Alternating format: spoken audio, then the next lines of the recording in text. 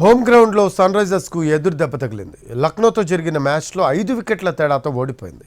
బ్యాటింగ్లో పూరన్ ఆకాశమే హద్దుగా చెలరేగితే అన్సోల్డ్ ప్లేయర్ శార్దుల్ ఠాకూర్ 4 వికెట్లు తీసి సన్ రైజర్స్ను దెబ్బతీశాడు.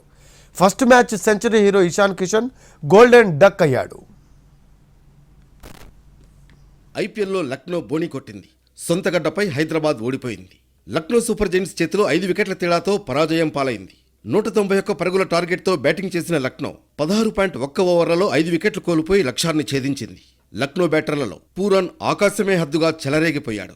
26 బంతుల్లో 6 సిక్స్లు 6 ఫోర్లతో 70 పరుగులు చేశాడు.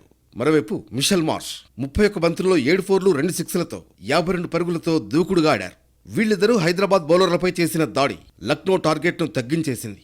చివర్లో అబ్దుల్ సమద్ దూకుడుగా ఆడి విజయాన్ని అందించాడు.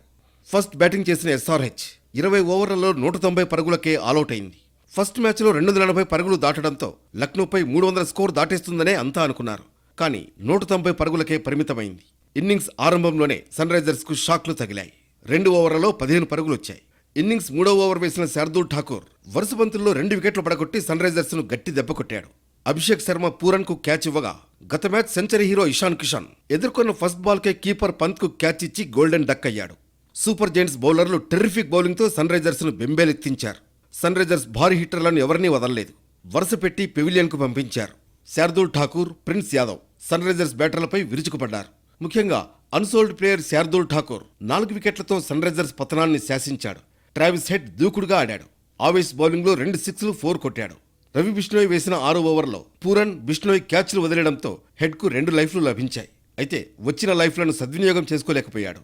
ప్రిన్స్ యాదవ్ బౌలింగ్లో భారీ షాట్ ఆడే క్రమంలో హెడ్ క్లీన్ బౌల్డ్ అయ్యాడు. చివరి 2 ఓవర్లలో సన్ రైజర్స్ 10 పరుగులే చేయడంతో స్కోర్ 190కే పరిమితమైంది. 191 పరుగుల టార్గెట్ను లక్నో ఈజీగానే చేసింది.